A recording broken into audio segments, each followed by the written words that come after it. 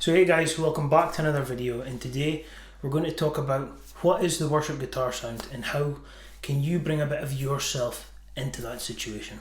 So my experience when it comes to playing guitar in a worship setting has always been through playing in worship teams, specifically in the churches that I'm serving at the time, and collectively I've been playing in worship teams for over 13 years now. So for myself, when it comes to how I try to approach tone when it comes to playing in a worship setting, my story is a little bit different from everybody else. Now, when I started taking guitar seriously was around about when I was 13, 14, and that was basically right around the time that I had been asked if I wanted to join the youth band at the church I was at the time.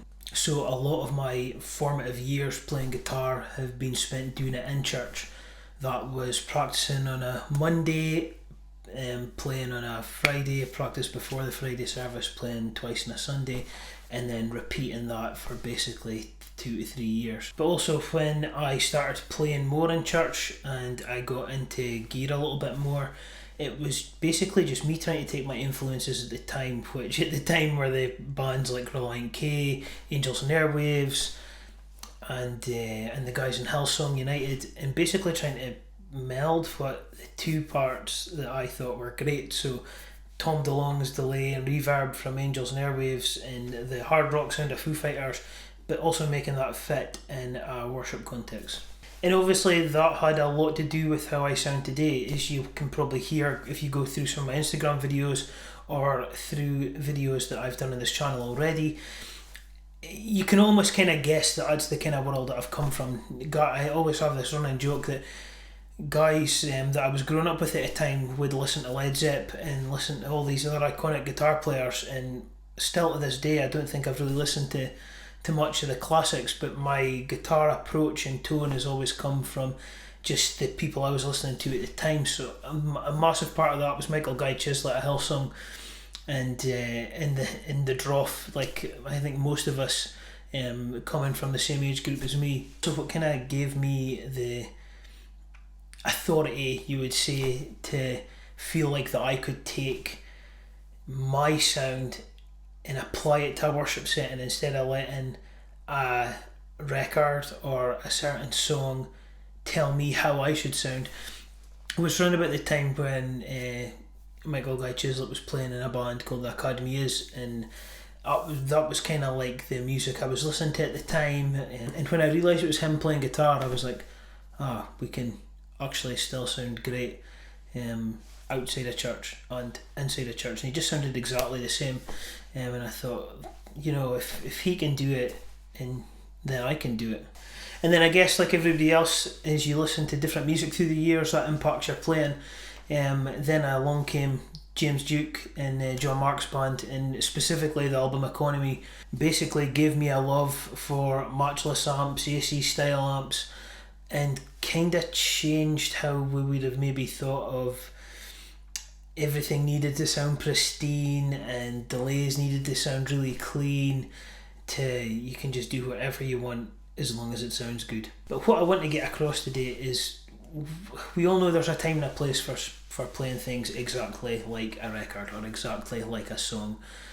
But I feel like as guitar players, if we're playing in church, or guitar players just in general, we should be able to have the freedom just to play what we think is right at the time. As you'll hear in this next clip, it's a part of a song called God of Revival by Bethel Music, and I would basically just did this little 60-second video for Instagram, and I thought, I like the instrumental part, I like how they just repeat the intro line again, but I thought,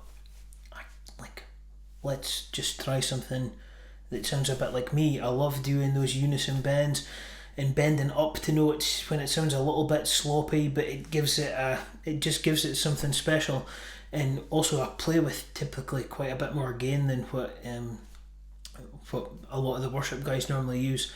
I'm not saying we're playing heavy metal style gain here, but just a bit more because it's just what I use. I don't tend to stack overdrives a lot. I tend to have them set at different gain levels, and I'll just tweak them to how I find it. And this is definitely what I used in this track. And it was just I felt like it made me get a little bit more of me across into how I would play it if we were playing it live.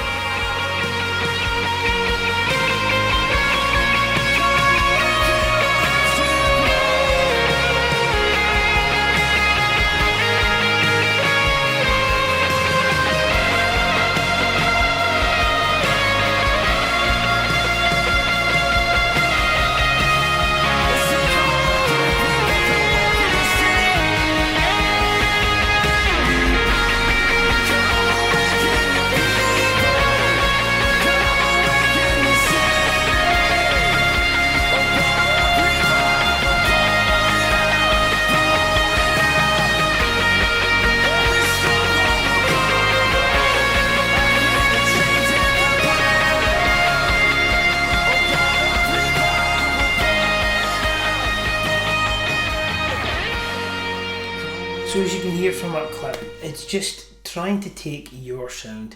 You are the only person that can be you, whether that's in life, playing guitar, whatever it is, you are the only person that can be you.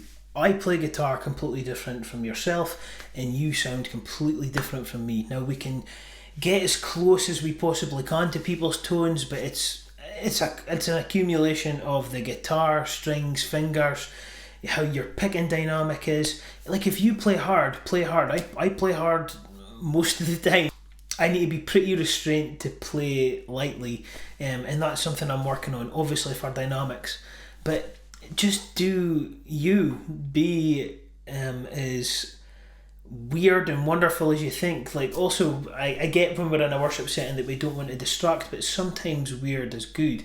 Sometimes playing something different that is not exactly the same as the record can also serve the song or serve the setting you're in. We've also got to be mindful of where we're at, what the band situation is. Like, if we're in a big band and we've got another guitar player, a keys player, bass, drums, a worship leader, an acoustic, a couple of singers, we've got to think as guitar players, where do we fit in that mix? Do we need to be brighter? Do we need to be darker? Do we need to be on a different pickup? Do we need to sit back in the verses? Do we need to come out in the chorus and the bridge? It's just these things that you've got to be mindful of when you're playing, and that all accumulates into your sound, from your gear choice, from do I have this overdrive on, do I have it off, do I have 2 delays, do I have a bigger reverb. It's just trial and error to figure out what works for you, what sounds best to your ears, because 9 times out of 10, if it sounds good to your ears, it's going to sound good. So let me know in the comments below if you have any questions for me about this topic, if you'd like me to dive into it a little bit deeper. Like always, you can hit me up on my Instagram. My handle will float somewhere around here. And yeah, I look forward to hearing from you guys. Worship, guitar, and worship in general has been a big part of my life, and it's definitely still a big part of my life. So I thought I'd jump on here, make this little video, let's get the intro made. And yeah, like always guys, thank you so much for watching. I would really super appreciate it if you would like this channel, like this video, subscribe to the channel. It would mean the world to me. And yeah, I'll catch you guys in the next one.